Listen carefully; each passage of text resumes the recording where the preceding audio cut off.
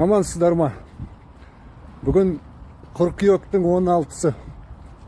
Астана күн жылы қыдыруға шықтым. Алдыңғы бір видеода денсаулыққа, дене шынықтырудың, жүрудің пайдасы туралы айттым. Сол жерде бір хейтер менің айтып атқан әңгімені тыңдағанның орнына мына кеудемдегі арғын деген жазуға тиісіп жатыр. Яғни арғын болу, найман болу, адай болу ұят па? Айтыңдаршы. Қазақ руға бөлінбейді. Қазақ рулардан құралады. Ал кей арам ойлы адамдар ойлайды, біз бөлініп жатырмыз деп. Жоқ, бөлініп жатқан жоқпыз. Біз қазақ бәріміз ағайынбыз, татумыз. Алла сақтасын, елге қиындық туса, мына кеуделерімізді қойып, дұшпанға қарсы шығамыз, елді қорғаймыз.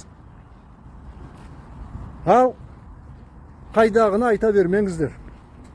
Пайғамбар айтқан хадисте, басқа біреу туралы жақсы ойда пікірде болу керек. Хуснизан деген.